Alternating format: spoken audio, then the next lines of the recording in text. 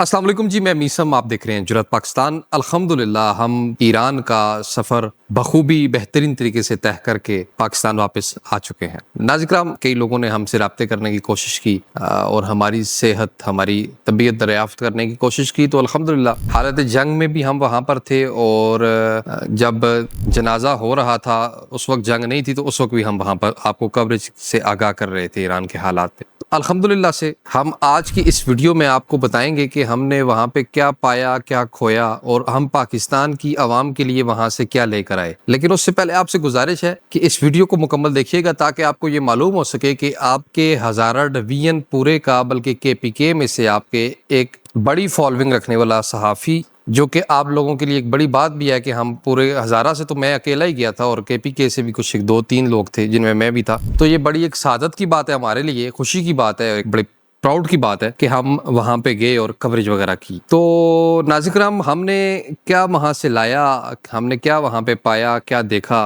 आज की इस वीडियो में हम पूरा डिटेल आपके साथ वो शेयर करेंगे। जब हम यहाँ से गए 2 जुलाई को, तो हमारी चूँकि एयरपोर्ट इस्लामाबाद पे फ़्लाइट जो थी वो सुबह 11 बजे की थी, तो वो लेट हो चुकी थी। वहाँ पे हमारे साथ दीगर सहाफ़ी भी पाकिस्तान के बायानात सहाफ़ी थे, वसीम बदामी थे, मखदूम शाहबुद्दीन थे, दीगर कई बड़े बड़े नाम थे हमारे साथ आए हुए थे जिन्होंने सफ़र हमारे साथ करना था। वो कुछ लोग जा चुके थे बोर्डिंग करवा के आगे वेटिंग एरिया में, लेकिन हमारी बोर्डिंग भी नहीं हुई थी जिस वक्त हम पहुँचे। बारकैफ वहाँ पे हमें ये इत्तला मिली और मुझे ज़ाती तौर पे वसीम बदामी ने ये बताया एयरवाई से, आप जानते हैं सारे, कि अभी तक जहाज़ ईरान से ही हमें लेने के लिए नहीं आया और ये आखिरी फ़्लाइट थी और हम भी समझ गए। हमने कहा कि अगर आज हम नहीं गए तो फिर हमारा ये टूर रह जाएगा। बारकैफ हमें इत्तला हुई कि वो जहाज़ आ जाएगा। बारकैफ 4-5-6 घंटे इंतज़ार के बाद हम तो वापस घर आ गए। दोबारा इत्तला आई कि आए जी, अब आपका बोर्डिंग शुरू हो गई। हम दोबारा इस्लामाबाद एयरपोर्ट गए और वहाँ से सफ़र बांधा और चले गए। वहाँ पे ईरान में चूँकि हमारा पहला एक्सपीरियंस था, हम इससे पहले नहीं गए हुए थे और हमने नई चीज़ें देखी थी। सुना था ईरान के बारे में कि ईरान पाकिस्तान से 100 साल आगे है, लेकिन उसको अमली शक्ल में नहीं देखा था जब तक वहाँ पे गए नहीं। ज़रा कैसे देखें। तो मैं जब वहाँ पे गया, सबसे खूबसूरत चीज़, मैं सबसे पहले जो हमारे पाकिस्तान को जिस चीज़ की ज़रूरत है उससे अपनी इस गुफ्तगू का आगाज़ करूँगा। मैं जब वहाँ पे गया तो मैंने वहाँ पे इत्तेहाद उम्मत का, इत्तेहाद बैनुल मुस्लिमीन का अमली मुज़ाहरा पाया। आयतुल्लाह ख़ामनाई के जनाजे के लिए यहाँ से पाकिस्तान से हम अहले सुन्नत गए हुए थे सबसे पहले, और सिर्फ मैं अकेला अहले सुन्नत नहीं, मेरे साथ उलमा भी हमारे गए हुए थे, जिनमें लियाकत बलोच साहब जो मेरे असातिज़ा की जगह हैं, उस्ताद हैं, जनाब जमात इस्लामी के नायब अमीर हैं। लियाकत बलोच साहब को हमने इंटरव्यू भी किया था इस्लामाबाद एयरपोर्ट पे, वो आपने सुना होगा। गुलजार नईमी साहब भी गए हुए थे, दीगर कई लोग जिन्हें आप जानते भी नहीं और अहले सुन्नत के वहाँ पे गए थे। हमने खूबसूरत चीज़ देखी। मैं जब तेहरान में गया तो वहाँ पे मैंने हाथ बांध के नमाज पढ़ी और मेरे साथ हाथ खोल के नमाज अहले तशय्युअ भाई पढ़ रहे थे। तो किसी ने मुझे ये नहीं कहा कि तुम हमारी मस्जिद में क्यों आ गए हो। ना किसी ने मुझे घूरा, ना किसी ने बदतमीजी मेरे साथ की नमाज खत्म होते वक्त, ना किसी ने मेरे कॉलर से पकड़ के मुझे घसीटा। क्योंकि मैं यहाँ पे एक दफ़ा नमाज पढ़ने अपनी मस्जिद में गया तो मेरा अहले तशय्युअ दोस्त भी मेरे साथ चला गया। क्योंकि मेरी शुरू से बचपन से दोस्ती, मेरा ताल्लुक सादात कबीले से है, तो हमारी फैमिली में कई लोग अहले तशय्युअ भी हैं, तो उस वजह से कई लोग मुझे भी शिया समझने लग जाते हैं, हालांकि मैं नहीं हूँ। तो मेरे साथ एक मेरा दोस्त गया जो कि अहले तशय्युअ मसलक का था, नमाज पढ़ने। तो वो नमाज पढ़ रहा था अपने तरीके से, चूंकि अहले तशय्युअ हाथ खोल के नमाज पढ़ते हैं और हम आत्मान के पढ़ते हैं, तो उसको मेरी मस्जिद के एक नमाजी ने कॉलर से पकड़ के पीछे से घसीटा और वो मेरे सफ में मेरे साथ खड़ा था और वो पीछे चला गया। मैंने नमाज मुकम्मल करके उससे पूछा तो वो दिन था, उसके बाद वो आज तक हमारी मस्जिद में नहीं आया। उसने कहा कि आपकी मस्जिद में तो हम हाथ खोल के नमाज पढ़ते हैं तो लोग हमें घूरते हैं, हम हाथ खोल के नमाज पढ़ते हैं तो लोग हमें देखते हैं कि कोई नई मखलूक आ गई है। तो खुदारा मैं तमाम अपने पाकिस्तानियों से गुजारिश करूंगा कि जब कोई दूसरा मसलक का आदमी, चाहे वो शिया हो, देवबंदी हो, बरेलवी हो, कोई भी आप अहले सुन्नत की मस्जिद में आ जाए,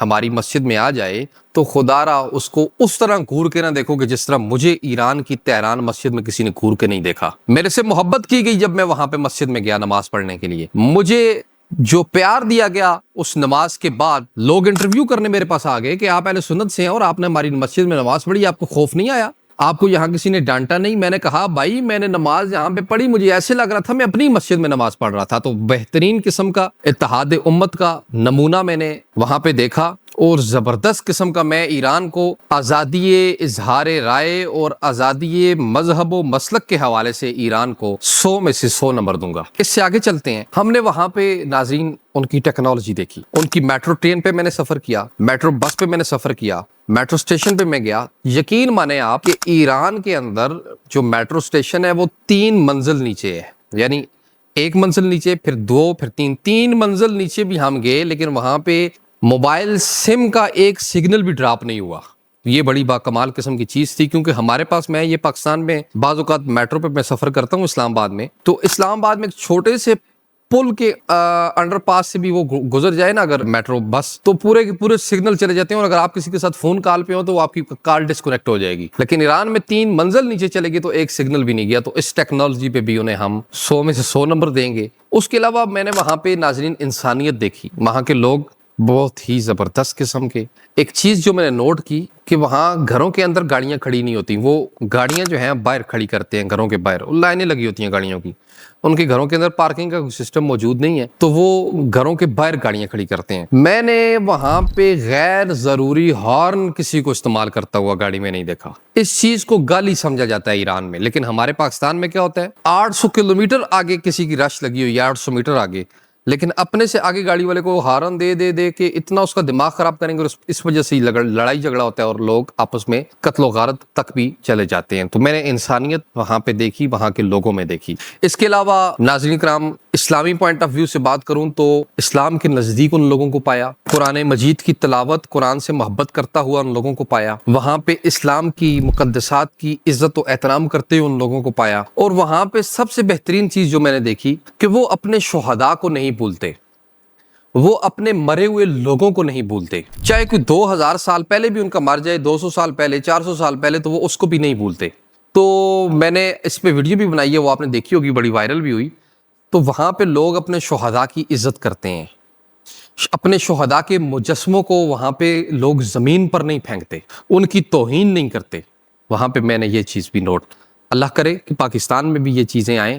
اور جو سب سے بہترین چیز پاکستانیوں کے لیے میں لے کے وہاں سے آیا، مجھے کافی لوگوں نے کہا کہ آپ ہمارے لیے دعا کر دیں، آپ ہمارے لیے فلاں زیارت پہ جائیں تو یہ دعا کر دیں۔ میں دعا تو کروں گا سب کے لیے، اور میں نے کی بھی ہے، لیکن سب سے اہم چیز جو میں آپ کے لیے لے کے آیا وہ یہ ہے ناظرین اکرام، کہ ان لوگوں کا مزاحمت کے لیے تیار رہنا، ان لوگوں کا لفظ انکار پر ڈٹ جانا، اور ان لوگوں کا کسی کے سامنے خدا کے علاوہ نہ جھکنا۔